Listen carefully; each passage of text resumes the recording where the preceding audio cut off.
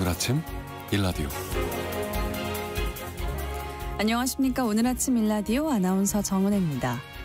극한 폭우에 이어서 폭염까지 이어지고 있는 수해 현장에서 복구 작업이 한창 진행되고 있죠. 여름 휴가를 반납하고 그 현장을 찾아서 봉사하는 분들의 사연도 SNS 등을 통해 많이 전해지고 있는데요. 어제 행정안전부의 발표에 따르면 지금까지 이런 자원봉사자가 전국에서 5만 4천여 명에 달했다고 합니다.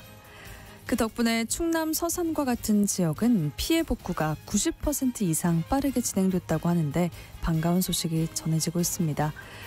문제는 간밤에도 또 계속해서 기습폭우가 이어지고 있는 상황입니다. 이번에는 무안, 군산, 합천 등에서 200년에 한 번 발생할 수 있을 정도라는 물폭탄이 쏟아졌는데요. 내일과 주말 사이에도 이런 기습적인 극한호우가 내릴 걸로 전망되고 있습니다. 철저히 대비해서 특히 인명피해가 더 발생하지 않도록 해야겠고요.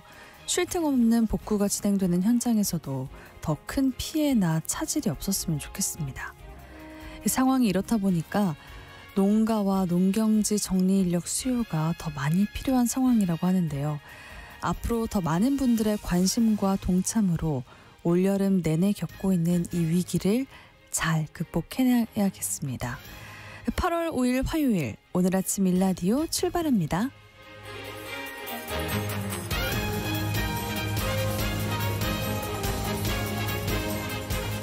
오늘 아침 일라디오 이 시간은 물론 KBS 일라디오의 모든 프로그램은 유튜브 KBS 일라디오의 공식 채널이나 유튜브 모바일 콩 어플리케이션을 통해서 실시간으로 함께하실 수 있습니다.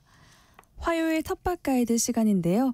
아직 폭염과 폭우가 이어지는 날들이지만요. 가을 농사를 준비하는 시기라고 합니다.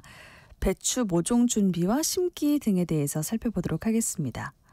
마케팅 아이디어 시간에는 읽기와 글쓰기를 즐기는 텍스트입 트렌드가 이어지고 있는데 읽는 소비자와 읽히는 브랜드 사례들에 대해서 살펴볼게요. 텃밭 농사에 대한 궁금증 그리고 질문 있으신 분들은요. 지금부터 문자 보내주시기 바랍니다. 단문 50원, 장문 100원이 드는 유료 문자 샵 9730, 샵 9730으로 보내주세요. 유익한 정보와 살아있는 이야기가 있습니다. KBS 오늘 아침 일라디오.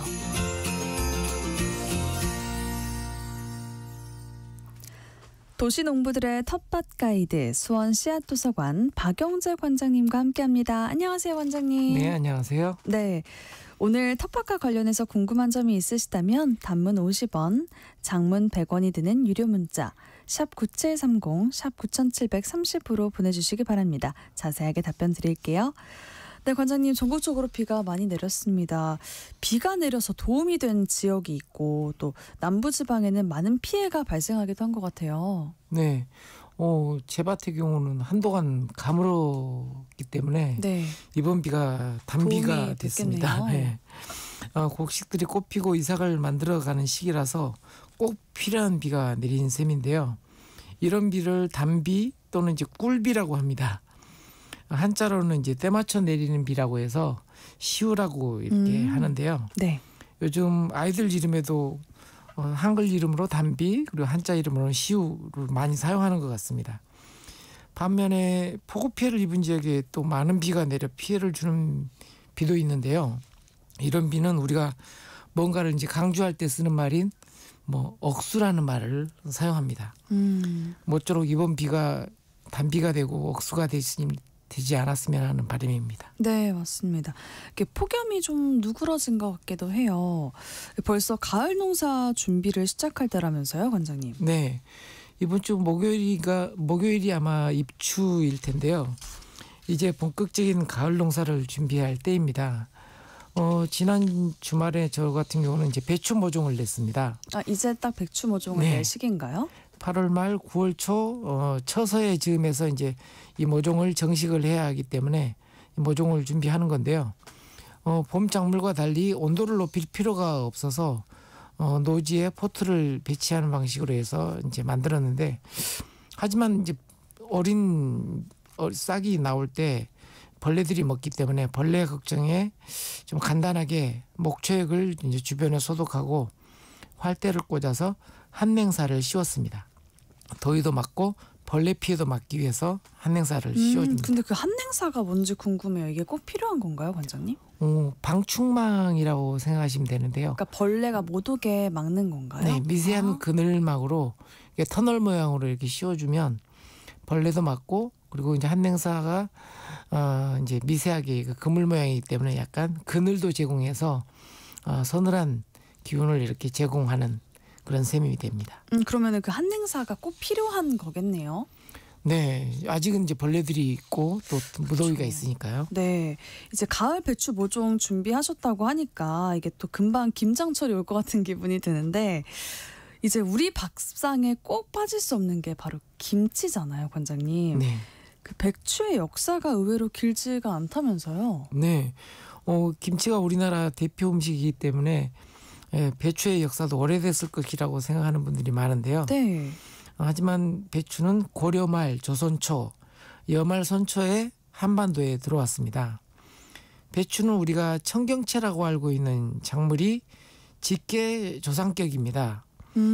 중국에서는 이 청경채를 팍초이라고, 한자로는 백채인데요, 팍초이라고 부릅니다. 하얀 잎줄기 때문에 붙여진 이름인데요. 이것이 백채, 배차, 배추 이런 말로 이렇게 우리 배추라는 말의 기원이 됩니다. 원래는 팍초이였다가 그게 네. 배추가 된 거네요. 네, 한자로는 숭이라고 하는데요. 배추로 만든 물김치를 우리가 흔히 신건지라고 하는데요. 숭건지에서 신건지로 이렇게 한자 배추 이름이 이렇게 아직 물김치에 남아 있기도 합니다. 서늘한 날씨를 아주 좋아해서 이런 작물들은 서늘한 날씨에 폭풍 성장을 합니다. 네, 그 배추 역사가 길지가 않아서 옛날에는 무를 더 오래전부터 먹었다면서요? 네, 배추와 함께 김장의 대표 작물인 무의 경우에는 기원 전부터 심었기 때문에 배추가 도입되지 않았던 시절에 밥상을 차지하는 대표 작물이 아마 무였을 것이라고 생각하고 있습니다. 네. 무라는 이름은 순무의 이름에서 기원을 하는데요. 삼국지에 나오는 제갈공명이 군사용 목적으로 즐겨 심었던 작물이 순무입니다. 군사용으로요? 네, 땅을 가리지 않고 잘 자라는 데다가 어린 싹에서부터 다 자란 상태에 이르기까지 모두 소비가 가능하고 사람만이 아니라 말까지도 먹일 수가 있어서 이렇게 즐겨 심었다고 합니다. 한자 이름은 이제 만청이라고 따로 있음에도 불구하고 우리나라에서는 제갈채, 무채로 이렇게 불려왔다고 합니다. 제갈공명의 성이 이제 제갈씨고요. 그다음에 자기가 봉작이라고 하죠. 무후가 작물 이름으로 사용된 것입니다. 네. 우리가 흔히 이제 전무후무라는 말이 있는데, 전무후무의 이제 뜻이 제갈공명을 뜻하는 거거든요. 전무후무, 제갈무후. 그래서 전에도 없고 이후에도 없을 뛰어난 재상, 제갈공명을 기리는 말인데, 네. 이 무채가 무라는 이름으로 이제 바뀐 것입니다. 무는 한자로 이제 나복이라고 하는데요. 무를 크게 깍둑 썰어서 이렇게 만든 김치를 우리가 나박김치라고 하잖아요. 맞아요. 예, 이 나박김치에 한자 이름 무의 나복이라는 흔적이 아직도 남아 있습니다. 그 강화도에 가면요, 관장님, 순무김치가 진짜 유명하잖아요. 네. 이름을 빼앗긴 순무는 이래저래 좀 전쟁과 많이 관련이 깊은 작물입니다. 삼국지에 나오니까요. 강화도, 파주, 김포 지역에 우리나라에도 아직도 순무가 많이 재배되고 있는데, 네. 그 이유도 뭐 오랑캐가 이제 침략하면 임금이 주로 피신했던 지역이라서 아직도 남아 있는 이유가 됩니다. 유럽에서도 마찬가지로 1차, 2차 세계대전에 걸쳐서 일반인들이 연명할 수 있었던 유일한 음식이 순무였다고 해요. 서양 순무는 흔히 이제 루타바가라고 하는데요. 일반 민중의 입장에서는 질리도록 먹어서 싫기도 하지만 또 목숨을 살려주는 고마운 음식이었던 셈이죠. 네. 네. 그래서 서양에서 할로윈 데이 때 보통 호박에 구멍을 뚫어 촛불을 밝히는 그 제코랜턴을 밝히는데요. 유럽에서는 순무속을 깎아서 촛불을 밝혔다고 해요. 이게 이제 미국으로 넘어가면서 호박으로 바뀐. 아, 그런 거예요. 네. 이 무가 정말 역사도 참 깊고 또 활용도 많이 됐던 것 같은데 이 무와 순무는 어떻게 심으면 될까요, 관장님? 배추는 이렇게 육묘를 통해서 모종을 내서 정식하는 방식으로 하지만 무나 순무와 같은 이제 뿌리 작물들은 모종을 낼 수가 없고 이렇게 직파를 해서 심습니다. 씨앗을 직접 땅에 뿌려서 이렇게 해야 뿌리도 예쁘고요. 그다음에 잘 성장합니다. 그리고 물론 이제 밥 만들 때 뿌리 작물이기 때문에 유기질 거름을 충분히 넣고 깊게 갈아주어야 합니다. 네, 그렇군요. 그러면은 다른 김장 재료들은 지금 이렇게 심을 땐지도 궁금하거든요. 시기별로 이제 차츰차츰 심어 나가야 되는데요. 지금 뭘 심는 게 좋을까요? 지금 심을 수 있는 것은 이제 이렇게 육묘하는 거하고요. 그다음에 배추 정식할 때 무나 순무를 직파하고 그다음에 무 종류별로도 또 파종하는 시기가 조금씩 달라요. 어떻게 달라요? 김장무는 8월 말 9월 초에 심지만 네. 알타리무라든지 이렇게 그다음에 이제 동치민무라든지 이런 것은 보통 이제 9월 중순에서 9월 말에 심어도 이렇게 좀 작고 또 예쁘고 그런 이제 무를 수확할 수가 있습니다. 그리고 김장 재료인 갓이 있는데요. 뿌리까지 먹을 수 있는 밑갓 뿌리갓이 있는가 하면 잎을 사용하는 이제 일반 갓도 있어요. 그래서 뿌리갓 종류는 보통 무 파종하는 시기 8월 말 9월 초에 직파를 해서 뿌리를 키워야 되고요. 잎을 사용하는 갓은 9월 말 10월 초에 직파해서 김장해야 배추 수확 시기에 딱 맞춰서 이렇게 수확 시기를 맞춰서 수확이 가능합니다. 네. 갓이라는 이름은 순 우리말로 밭에 변두리에 심었기 때문에 밭가에 심어서 갓이라는. 그래서 갓이에요? 네. 이번에 알았네요. 네. 이름이 돼 있고요. 갓의 씨앗이 보통 이제 게자라고 하는데 우리가 흔히 이제 겨자. 그래서 고기 요리에 사용하는 머스타드 소스의 재료이기도 합니다. 네. 우리 속담에 소 잃고 외양간 고친다는 말이 있는데 서양판 속담에는 고기 먹고 겨자 찾는다 라는 말이 있다고 합니다. 그만큼 이제 머스타드 소스가 고기 요리에 잘 궁합이 맞는 거고요. 같이 먹어야죠. 네. 네. 이들 작물들 모두가 서늘한 날씨를 좋아하는 작물이라서 처서가 지나면 폭풍 성장을 합니다. 하지만 좀 심는 시기가 좀 이르게 되면 어리게 자라는 잎들을 건강하게 지켜줘야 거기에 양분을 비축해서 성장기에 성장을 하거든요. 네. 그래서 좀 어린 잎이 나왔을 때도 가능하면 병해충 방제를 좀 신경을 써서 어린 잎들을 잘 지켜줘야 폭풍 성장기에 성장한다는 점. 어떻게 그 병해충을 방지할 수 있을까요? 이게든 한냉사라든지 이런 식으로 해서 벌레들로부터 지켜줘야 폭풍 성장기에 잘 성장하게 됩니다. 네, 폭풍 성장기에 폭풍 성장할 수 있게 해줘야겠네요. 그 밖에도 계획해야 할 텃밭일 어떤 게 있을까요, 원장님? 봄에 심었던 이제 상추, 쑥갓, 시금치 이런 작물들 있잖아요. 이런 네. 엽채류들로 가을에 다시 이렇게 파종을 합니다. 하지만 아직은 좀 더위가 아직은 가시지 않은 날씨라서 네. 9월 초에 이제 이렇게 다시 심는 것이 좋고요. 아직은 아니네요. 네. 비록 지금 성장하고 있는 작물들은 지금 이제 우리가 작물로 이미 뭐 토마토라든지 고추라든지 이런 작물들은 칼륨과 칼슘 영양제로 좀 영양제 공급이 좀 필요한 시기이고요. 그리고 심었던 콩작물이라든지 이런 것들은 좀 질소고름이 좀 필요한 시기입니다. 휴가가 끝나고 이제 밭으로 본격적으로 돌아올 시점인데요. 가을에도 힘내어 농사 시작하시기 바랍니다. 네, 가을에도 힘내서 농사 시작하시길 응원하겠습니다. 자, 이제 청취자분들이 보내주신 사연과 질문 한번 살펴볼게요. 6890님이 관장님 쪽파는 언제 심나요? 라고 보내주셨어요. 네, 김장 작물의 또 대표적인 게 이제 쪽파이기도 한데요. 네. 쪽파는 7월부터 9월 말까지 계속 심을 수가 있습니다. 그래서 좀 지금 심어도 되겠네요. 네, 지금 심어도 되고요. 좀 늦게 심으면 이제 월동을 시켜서 이른 봄에 또 수확을 해 드실 수가 있습니다. 네. 8054님. 고구마 순치기는 어느 정도 해야 할까요? 이게 순치기라는 게 네. 그 새순이 올라오면은 그걸 좀 쳐내는 그걸 말하는 건가요? 고구마 줄기가 엄청나게 길게 뻗어 나가거든요. 네. 그리고 줄기가 뻗어 나가면서 다 또 마디마다 뿌리를 내려서 땅에 박혀요. 그러면 이제 이 땅에 박힌 뿌리가 또 고구마 열매로 이렇게 성장을 하려고 하다 보니까 고구마가 원래 심었던 자리에 달려야 되는데 여기저기 흩어져서 힘을 분산시키는 효과가 있어서 고구마가 좀 부실하게 달리는 그런 측면이 있거든요. 그래서 이제 순을 들쳐주기도 하고 또 이제 양분을 고구마 줄기에 이렇게 저장을 해요. 그래서 우리가 고구마 줄거리라고 해서 식용으로 쓰잖아요. 맛있어요. 예, 예. 맛있는 이유가 고구마 열매 뿌리로 양분을 보내지 않고 그 잎자루에 보내기 때문에 맛있는 거거든요. 그래서 과감하게 수확을 해주셔도 되고요. 어떤 분들은 거의 단발머리 만들듯이 그냥 과감하게 자르시더라고요.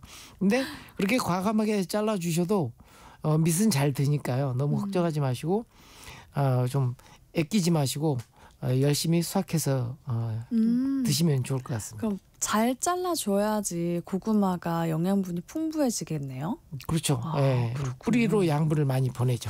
네, 김옥주님께서 고추 꼭지가 노래지면서 떨어지는 이유가 뭘까요? 라고 하셨어요. 네. 식물들은 말을 못하기 때문에 이렇게 증상으로 이렇게 보여주는데요. 근데 네. 그 증상의 원인이 여러 가지일 수가 있습니다. 그러니까 이제 물 밸런스가 수분 밸런스가 좀 잘 안 맞춰진다든지 너무 가물다든지 또는 너무 습하다든지 이런 문제일 수도 있고요. 너무 문제가 많은데요. 네. 어떻게 해야 알죠? 그래서 이제 균이 알죠. 농부는 내가 이게 어떻게 관리했는지를 아니까 그런 여러 가지 점검 지점을 확인해 주시기 바라는데요. 일단 수분 관리, 그다음에 영양 관리. 지금은 이제 칼슘하고 칼륨 중심의 이제 거름을 해야 되거든요. 네. 그런 거름을 제때 했는지. 그다음에 고추에 오는 이제 노린재라든지 병충해 방제가 제대로 이루어졌는지 이런 세 가지 정도로 한번 점검을 해 보셔서 내가 빠졌던 부분이 이거다라고 하는 부분을 좀 보완해 주시면 이런 부분을 막을 수가 있고요. 이미 좀 이런 노래지는 그런 포기들이 많이 발생했으면 또 옆으로 이렇게 옮겨갈 수도 있어서 미리 그런 것들은 뭘 격리하는 방법을 좀 해주셔야 합니다. 네, 좋습니다. 9364님이 경기도 양평인데요. 8월 초까지 완두 파종해도 될까요? 라고 하셨어요. 해도 될까요? 네, 안 됩니다. 안 돼요, 안 돼요? 네, 보통 이제 완두는 봄에는 2월 달에 파종을 하고요. 그다음에 이제 가을 재배는 7월 초에 파종을 해야 됩니다. 지금 우리 8월 초잖아요. 늦었네요. 지금 심으면 열매를 수확할 수가 없습니다. 서리가 오기 때문에 양평은 더구나 일찍 서리가 오는 지역이라서 너무 늦었습니다. 그러면 지금 파종할 만한 경기도 양평에서 파종할 만한 좋은 작물은 뭐가 있을까요? 지금은 이제 아욱이라든지 근대라든지 이런 이제 혹서기에도 견딜 수 있는 엽채류 중심으로 이렇게 하시고요. 엽채류 중심으로. 그다음에 순무라든지 또는 이제 양배추라든지 이런 것들은 지금 현재 심으셔도 됩니다. 네. 9549님이 파주 광탄입니다. 12년 된 사과 대추나무가 꽃만 피고 열매가 안 열리는데 왜 그럴까요? 라고 하셨어요. 네. 12년 됐는데 왜 안 열릴까요? 꽃이 폈다고 하면 이제 열매가 당연히 열려야 되는데요. 보통 이제 그러면 수분 장애일 수 있어요. 꽃가루가 원활하게 이렇게 뻗어나가는 그런 수분이 제대로 안 이루어지는.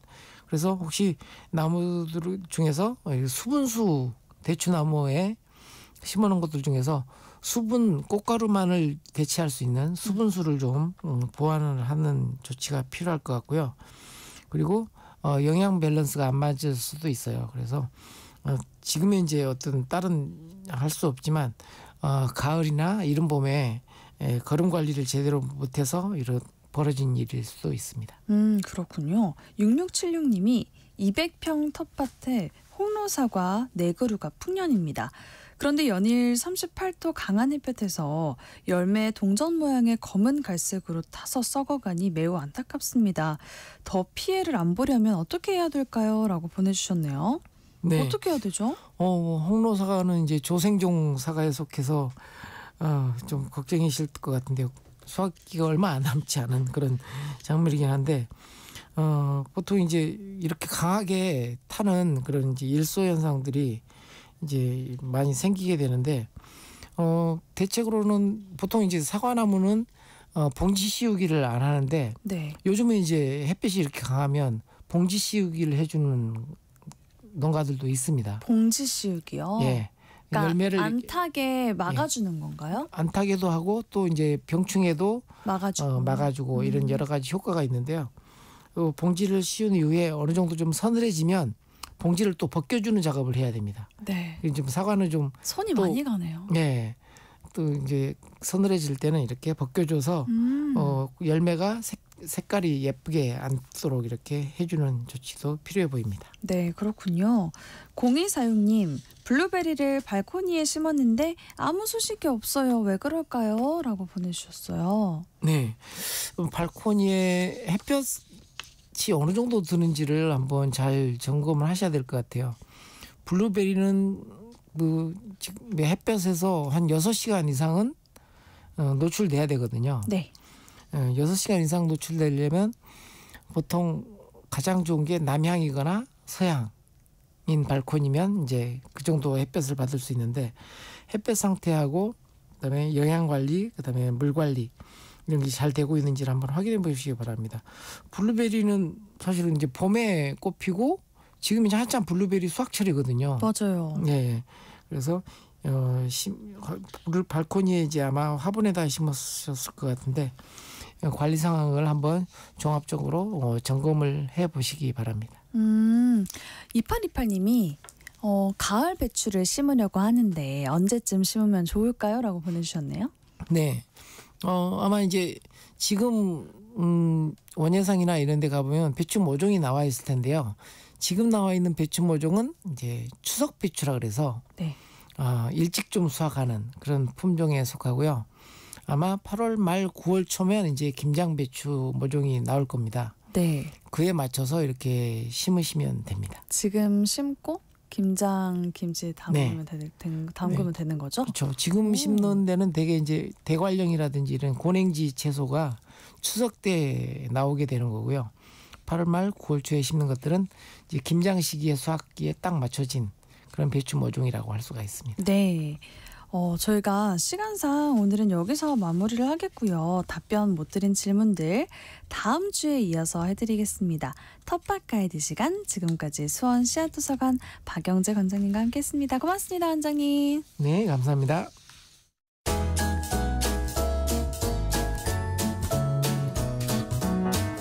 상쾌한 하루의 시작. KBS 오늘 아침 일라디오.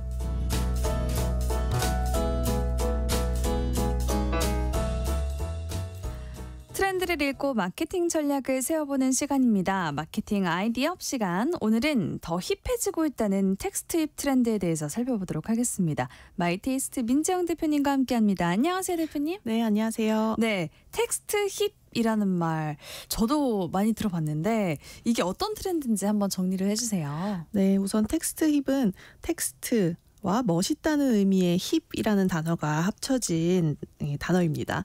독서와 관련된 소비를 굉장히 멋있고 따라하고 싶은 행동으로 여기면서 벌써 1년여 가까이 이 트렌드가 계속되고 있는데요. 그러면서 글쓰기, 읽기와 같은 느린 콘텐츠를 마케팅에 활용하는 경우도 함께 주목받고 있어서 오늘 한번 텍스트 힙 트렌드에 대해서 소개해 드리려고 합니다. 네, 이런 흐름에 맞춰서 텍스트를 활용한 그런 마케팅도 늘고 있다고 합니다, 대표님. 네. 뉴욕에서는 시끄러운 클럽 파티 대신에 독서 파티가 인기라면서요? 네, 정반대의 조용한 파티일 것 같은데요. 네. 텍스트 힙 트렌드가 새로운 커뮤니티 문화로까지 확장이 되고 있습니다. 제가 소개해드리려고 하는 뉴욕에서 열리고 있는 리딩 리듬이라는 독서 파티가 있는데 보통의 독서 모임이라고 하면 같은 멤버들이 주기적으로 똑같은 책을 읽고 모여서 특정한 주제를 가지고 토론을 나누게 되는데요. 요즘에는 독서 모임이 조금 줄어드는 게 한 가지 책을 끝까지 읽어야 되고 그거에 대해서 주제도 생각해 와야 되는 부담감이 좀 있어서 꺼려하는 분들이 있다고도 해요. 근데 이 독서 파티는 수십에서 혹은 수백 명이 한 공간에 모여서 같은 책은 아니어도 주제에 맞는 내가 읽고 싶은 책을 가져와서 읽고 똑같은 책이 아니어도 되는군요. 네. 그리고 내가 읽고 싶은 시간까지 읽은 다음에 일정 시간이 됐을 때 원하는 사람들만 그 감상을 나눈다고 합니다. 그리고 독서하는 동안에는 이 독서에 더 집중할 수 있도록 잔잔한 라이브 음악도 틀어주고 음료도 제공하는 말 그대로 클럽과 굉장히 비슷하지만 독서가 끼어있는 조용한 파티라고 볼 수 있습니다. 그래서 독서 파티가 열리는 장소도 아주 다양한데 맨해튼의 광장, 브루클린의 한 건물 옥상과 같이 도시 전체를 하나의 책방처럼 활용을 하고 있다고 해요. 네. 그래서 이런 이벤트가 영상이나 그 SNS 중심의 콘텐츠에 지친 사람들에게 혼자 가더라도 함께 하는 듯한 새로운 경험을 제공하고 있다고 합니다. 그래서 올 8월 중순에는 뉴욕 국립도서관에서 여름 로맨스 독서 파티가 열린다고 하거든요. 이거는 뭐죠? 네, 이제 도서관에 있는 사서들이 직접 추천한 로맨스 도서 목록들을 제공하고 이걸 읽으면서 또 무알콜 음료와 또 로맨틱한 음악까지 준비되어 있다고 하니까 이 로맨스라는 테마답게 낭만적인 여름이 되지 않을까. 네, 굉장히 기대가 되고요. 네. 또 뉴욕뿐만 아니라 일본이나 홍콩 등등 책을 매개로 한 커뮤니티들이 점점 늘어나는 걸 보면 독서가 같은 관심사의 사람을 만나는 소셜 활동으로 발전이 되고 있고 진짜로 세련되고 힙한 커뮤니케이션 방식이 되어가는 것 같습니다. 그러게요. 근데 독서 모임을 하면 살짝 부담이 되는 게 네. 사실 저도 독서 모임을 할까 생각을 했었다가 네. 코로나 시기에 네. 근데 이거를 읽고 어느 정도 교류를 또 해야 되잖아요. 맞아요. 사실 거기서 오는 부담감이 살짝 있어요. 네. 근데 이런 독서 파티는 그런 부담감을 좀 덜하면서 즐길 수 있을 것 같아서 너무 좋은데요. 네, 맞아요. 내가 원하는 시간에 가서 원하는 만큼만 읽고 그러니까요. 하고 싶은 대로 하고 오는 거기 그리고 때문에 다 같은 책을 읽지 않아도 네. 그 주제에 맞는 책만 읽으면 되니까 더 재밌을 것 같아요. 네. 또 이제 해외에서 이런 독서를 중심으로 한 커뮤니티가 늘고 있다면 국내에서는 청계천이나 또 바다 도서관 같은 책을 읽는 피서지 이런 게 주목을 받고 있다면서요. 네, 우리가 한 번쯤은 여름에 햇살 좋은 바닷가에 앉아서 시원한 바람을 맞으면서 소설책 한 권을 읽는 그런 여유로운 순간을 상상을 해볼 텐데요. 네. 이 상상을 현실로 만든 도서 축제들이 열리고 있습니다. 올여름 부산에서는 부산 바다도서관이라는 이름으로 6월 한 달 동안 이 프로그램을 진행했는데 광안리 해변 한켠에 빈백과 해먹 또 북텐트가 놓여있는 열린 독서 공간들을 꾸며두고요. 또 원하는 사람들에게는 돗자리, 독서 등 그리고 필사 세트가 담긴 키트를 대여하기도 했다고 해요. 네, 그래서 이 키트를 대여하고 해변가 모래 위 아무데나 자리를 잡고 나만의 독서 시간을 보낼 수 있었고요. 그리고 바리스타와 함께 커피 그리고 책 이야기를 들을 수 있는 프로그램 또 다른 작가들과 함께하는 북토크나 사인회가 진행돼서 바닷가가 하나의 커다란 책방이자 도서관이 되었다고 합니다. 많은 사람들이 왔을까요? 네, 정말 많은 분들이 오기도 했고 우리가 보통 광안리라고 하면 부산 여행 갔을 때 한 번쯤은 방문하는 해변가 정도로 네, 생각을 그렇죠. 했는데 네, 도서관이 열렸다고 하니까 오히려 책에 관심 있는 분들이 이 장소에 일부러 방문하는 경우들도 있었다고 그랬겠네요. 해요. 그 이색적인 도서관인 거잖아요. 네, 맞습니다. 그래서 부산에서는 앞서 4, 5월에도 잔디밭 도서관이라는 이름으로 같은 컨셉인데 공원에서 즐기는 독서 피크닉 프로그램도 운영을 했는데 여기에서도 가족 단위의 관광객들이 많이 몰려서 네. 이 인기에 힘입어서 6월에 광안리에서도 열었다고 해요. 부산에서 이런 게 많이 열리네요. 네, 아무래도 관심이 많고 관광지를 어떻게 좀 홍보할까 고민을 하다 보니까 이렇게 힙한 트렌드를 같이 접목하는 것 같은데요. 서울은요?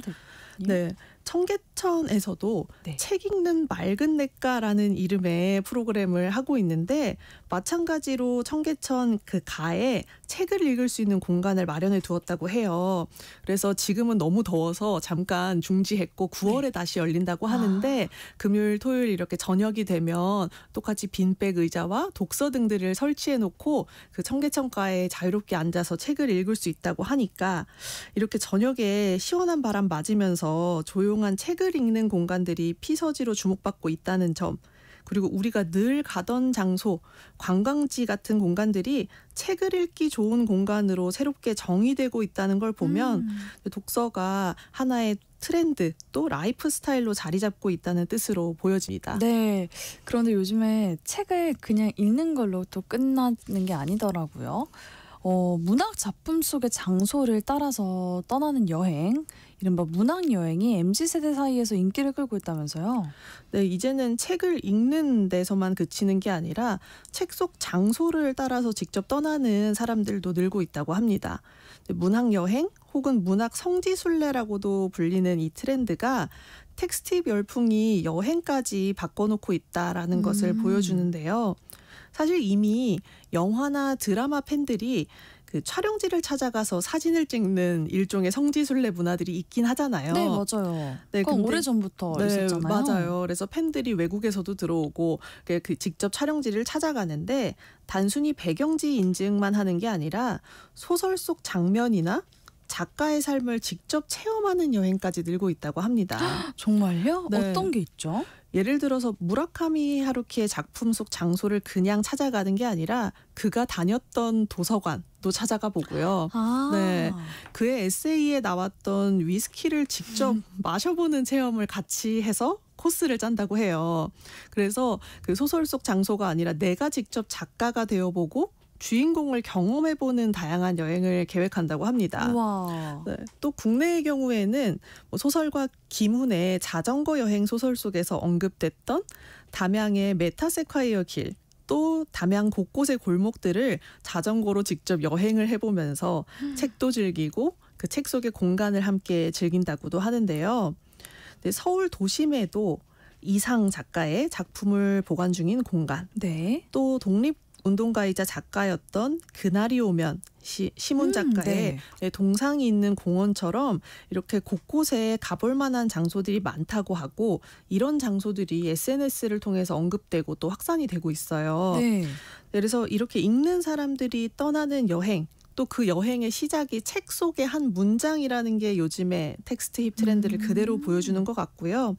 각 지자체에서도 지역 홍보를 할 때 이제 문학 속 장소와 또 연결하는 시도도 한번 해볼 만할 것 같습니다. 그러네요. 근데 이렇게 책과 관련된 장소를 여행하는 거 말고도 책방을 투어하는 사람들도 늘고 있다면서요? 네, 맞습니다. 요즘에 이제 서점이 서점 주인분들이 큐레이션을 해서 책을 추천해 주는 곳 이런 거 굉장히 일반적이라고 느낄 정도로 네. 예, 이런 서점들이 많아졌는데 네, 많이 늘었어요. 네, 보통은 이제 서점 주인분들이 소개글을 적어두는 식으로 큐레이션을 하고 있었어요. 네.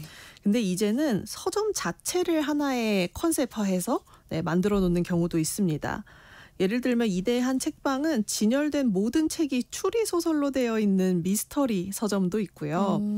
네, 지속 가능함을 이야기하고자 하는 해방촌의 한 서점에서는 헌 책만 판매하고 채식주의자의 삶을 공유하기도 한다고 합니다. 그리고 이 책방 안에서 요가나 명상을 배울 수도 있고 또 동물들의 권리를 주장하는 프로그램도 같이 운영하는 경우도 있다고 해요. 네. 우와. 또 특정 상황을 큐레이션하기도 하는데 어떤 거요? 네, 용산역 근처, 기차역 근처의 서점에서는 기차에서 읽기 좋은 책들을 소개하기도 하고요. 네, 파주의 한 서점에서는 내가 처한 상황 그리고 감정들을 사연으로 보내면 말 그대로 나만을 위한 책 처방을 제공하는 큐레이션 프로그램도 있다고 정말 좋은데요? 하더라고요. 그래서 오프라인으로 직접 방문도 가능한데 책 처방사라는 분이 2시간가량 그 소비자 대화를 통해서 나에 대해서 전달하고 딱 맞는 책을 추천해 준다고 합니다. 그래서 이제는 책을 추천하고 또 큐레이션하는 방식도 점점 더 개인화되고 있는 것 같습니다. 네. 이렇게 읽는 게 힙한 시대니까 브랜드도 잘 읽히는 방법 그런 네. 걸 좀 고민을 해봐야 될 것 같아요. 그래서 이제 텍스트 기반의 SNS들도 인기가 점점 높아지면서 브랜드도 이제 영상도 찍어야 되고 사진도 찍어야 되고 네. 글까지 잘 써야 되는 그러네요, 시대가 대표님. 됐습니다. 그렇게 활용한 브랜드들 어떤 특징이 있을까요? 네, 우선 텍스트 기반의 SNS 요즘에 좀 인기 있는 그 채널을 보면 조금 더 캐주얼한 소통을 시도를 하고 있어요. 그래서 이 SNS가 사실 우리 사진 기반 SNS로 잘 알려진 M사에서 새롭게 출시를 했는데 짧은 글 중심의 플랫폼들이 있어서 초반에 좀 회의적인 시선들이 많았거든요. 그랬는데 출시 1년 반인 올 1월에 월간 사용자 수가 3억 2천만 명을 돌파했다고 해요. 우와. 그래서 글로벌하게 가볍게 쓰고 쉽게 읽는 플랫폼으로 자리를 잡았고 역시 국내 이용자들도 꾸준히 늘고 있습니다. 근데 여기에서 해야 되는 가장 중요한 규칙이 바로 반말로 소통하는 거예요. 네네. 그래서 처음 보는 사람하고도 반말로 이야기를 하면서 거리감이 확 줄고 또 친구에게 말하듯 편하게 글을 쓰게 되니까 젊은 소비자들이 부담 없이 접근할 수 있게 됐다고 합니다. 근데 그래서 브랜드들도 예를 들어서 제철 무화과를 키우는 한 젊은 농부가 보통은 무화과 재배 영상을 다른 SNS에서 많이 올렸다고 해요. 네. 당도를 측정한다든지. 근데 이 SNS에서는 나 무화과 재배하고 있는데 무화과 사진 좀 잘 찍어줄 수 있어? 라는 우와. 2줄짜리 짧은 글로 주목을 받아서 네. 뭐 푸드 스타일리스트, 인플루언서 아니면 주부, 학생들까지 전부 다 무화과 사진을 찍어서 올려주고 확산까지 진짜요? 시켜줬다고 합니다.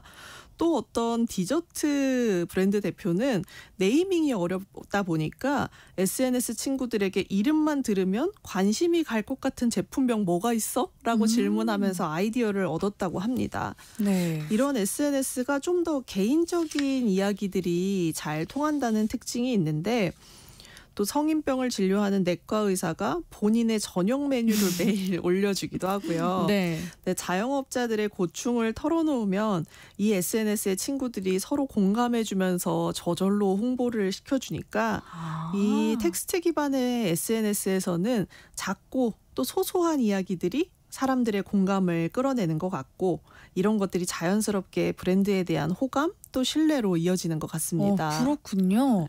근데 이 텍스트 기반 SNS가 앞으로는 어떤 방향으로 더 발전할지도 궁금해요. 네. 네, 이게 브랜드들이 이거를 잘 활용을 하면 이걸 잘 활용을 하려면 또 어떤 점을 신경을 쓰는 게 좋을까요?